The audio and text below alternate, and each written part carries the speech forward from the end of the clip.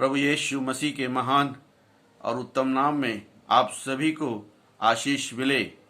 सबको जय मसीह की। आज का जो मेरा टॉपिक है वो है इंटीग्रिटी, ईमानदारी, खरापन।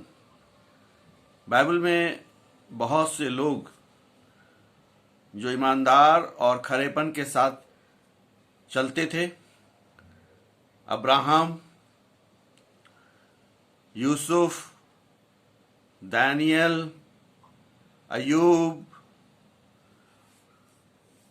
और मूसा, बहुत से लोग पुराने नियम में जो है वो इंटीग्रिटी के साथ यानी ईमानदारी और खरेपन के साथ चलते थे। नए नियम में भी बहुत से लोग, बहुत से विश्वासी, बहुत से लोग प्रभु यीशु मसीह के साथ चलते थे, जो कि ईमानदारी और खरेपन के साथ, और जिसमें यीशु मसीह के चेले थे। और खास तौर पे पौलुस के बारे में मैं बोलना चाहूँगा कि पौलुस ने जो है बहुत खरेपन के साथ और ईमानदारी के साथ प्रभु यीशु मसीह के साथ उसने कार्य किया। हम सब जानते हैं कि जब वो दमिश्क की राह में जा रहा था तो वहां पर उसकी मुलाकात प्रभु यीशु मसीह से हुई, और जब से उसकी मुलाकात प्रभु यीशु मसीह से हुई और उसने प्रभु यीशु मसीह को अपना उद्धारकर्ता के रूप में ग्रहण किया, तब से वो हमेशा अपनी मृत्यु तक वो खरेपन के साथ, ईमानदारी के साथ, प्रभु यीशु मसीह के साथ और संसार में चलता रहा। पौलुस का जो एक बिजनेस था वो था टेंट मेकिंग, तंबू को बनाना। हालांकि वो जब वो एक यंग व्यक्ति था तब से वो तंबू के बिजनेस में था, मगर जब उसने यीशु मसीह को ग्रहण किया और यीशु मसीह के साथ चलने लगा तो उसने अपने इस बिजनेस को, जो टेंट मेकिंग था, इसको नहीं छोड़ा। और जो सबसे बड़ी बात है, उस टेंट मेकिंग को उसने आत्मिक बना दिया कि जितने लोगों को वो टेंट बेचता होगा, क्योंकि उस जमाने में ऐसे मकान नहीं थे, सिर्फ वहां पर जो है टेंटों में लोग रहा करते थे। और मेरा विश्वास है कि जितने लोगों को उसने टेंट बेचा होगा उन सबको यीशु मसीह के बारे में बताया होगा। और मैं ये भी विश्वास करता हूं कि जो उन टेंटों में रहने वाले लोग प्रभु यीशु मसीह को अपने उद्धारकर्ता के रूप में जानते होंगे। बहुत से लोग हैं बाइबल के अंदर जो कि खरेपन और ईमानदारी के साथ चलते रहे। मगर आज जो मैं आपके साथ अभी बातचीत करना चाह रहा हूं वो ये है कि ईमानदारी और खरेपन के साथ जो है चलने के कौन से फायदे हैं, इस बात को आज आपके साथ मैं रखना चाहता हूं। जो आप देखें कि जब हम खरेपन और ईमानदारी के साथ चलते हैं तो परमेश्वर जो है वो हमारा मार्गदर्शन करता है।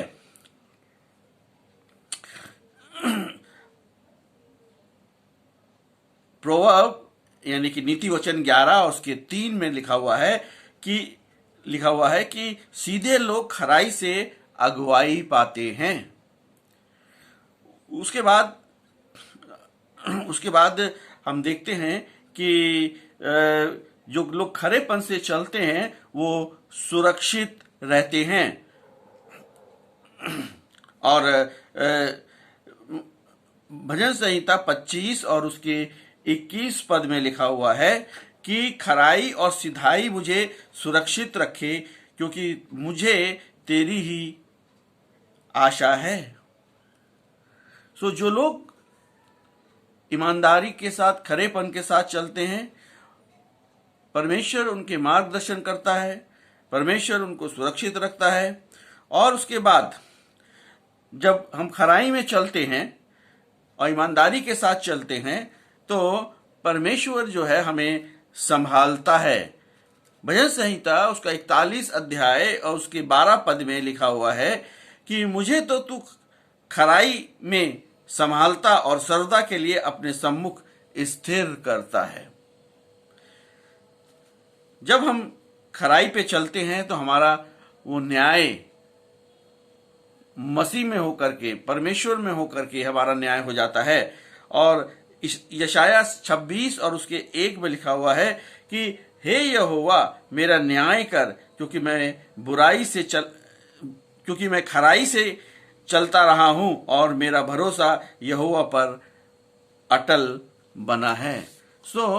जब हम खराई से चलते हैं और जब हम ईमानदारी के साथ चलते हैं तो जो हमारा जो परमेश्वर है वो जो है हमारा भरोसा बन जाता है।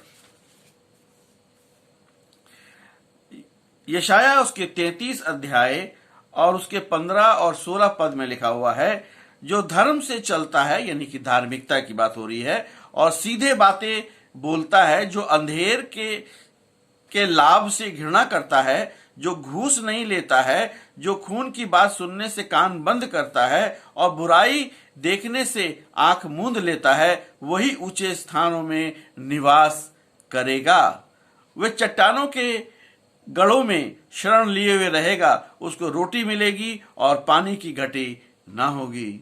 जो लोग प्रभु यीशु मसीह के साथ चलेंगे, जो लोग प्रभु यीशु मसीह के साथ बढ़ेंगे, जो लोग ईमानदारी और खराई के साथ चलेंगे, उनको कभी रोटी और पानी की किसी भी तरीके की कोई भी घटी नहीं होगी।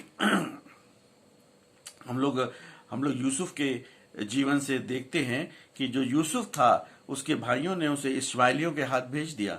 वहां इस्माइलियों ने उसे ले जाकर के पोतीफर के हाथ भेज दिया और पवित्रता की वजह से वो जेल गया, मगर उसके बाद वो मिस्र देश का प्रधानमंत्री बन गया।